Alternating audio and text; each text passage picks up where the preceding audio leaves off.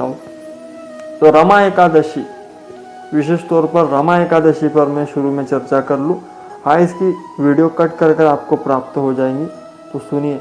रमा एकादशी का व्रत, कृष्ण पक्ष की ये रमा एकादशी, कार्तिक मास की यह एकादशी 9 नवंबर को रखी जाएंगी। 9 नवंबर को ये एकादशी रखी जाएंगी। कई लोग कंफ्यूज होंगे 8 को करें या 9 को, तो 9 नवंबर को होंगी। जो पारायण समय है वह 10 तारीख को 6:32 AM से 9:35 AM तक सुबह आप अपना व्रत 10 तारीख को खोल पाओगे। सबसे पहले तो रमा एकादशी का 9 तारीख के दिन हाथ में जल लेकर संकल्प करें कि मैं ये व्रत रहूँगा।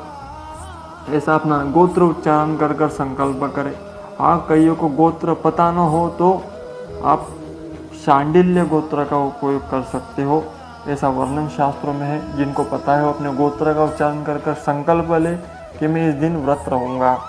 रमा एकादशी का व्रत कामधेनु अथवा कल्प वृक्ष के समान फल प्रदान करने वाला है, इसलिए ये व्रत अवश्य ही वैष्णव जन तो रखेंगे ही, अन्य को भी रहना चाहिए।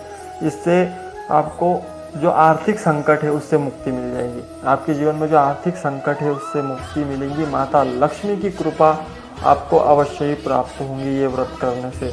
मुकुंदचंद की कथा आती है जो मैं आपको आगे विस्तार से सुनाऊंगा। शॉर्ट में यही सुन लो कि मुकुंदचंद की बेटी का जो घरवाला जामाता था वो ये व्रत नहीं रह पाया, व्रत के चक्कर में ही मृत्यु को प्राप्त हो गया। आगे मैं बताऊंगा विस्तार से। तो 11 वर्ष पुत्री ये व्रत करती रही। एक समय ऐसा आया कि वो उसे फिर प्राप्त हो गया और वो राज्य इत्यादि भोगने लगे। तो व्रत का फल था, स्वयं राजा बनकर एक नगरी में प्राप्त हुई इस व्रत के प्रभाव से। तो अवश्य ये व्रत करना चाहिए।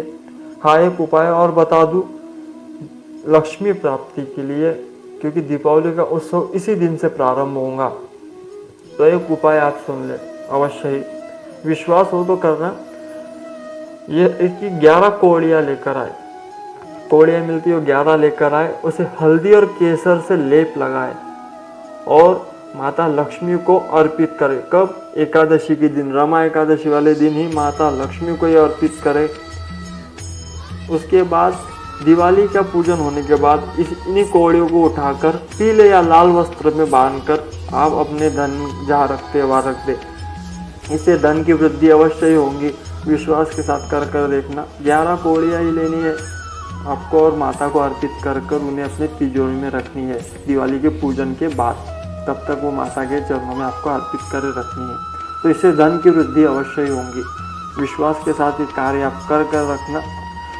अब लक्ष्मी नारायण की कथा कह रहा हूँ तो शुरू में इसी से प्रारंभ करता हूँ, इसीलिए मैंने ये बता दिया आपको उपाय शुरू में ही, जो माता लक्ष्मी की आपको प्राप्ति कराने वाला ये सरल उपाय है। तो अवश्य ये व्रत करना। शॉर्ट में आपको वीडियो प्राप्त हो जाएगा। तो आइए चर्चा करते हैं लक्ष्मी नारायण की कथा।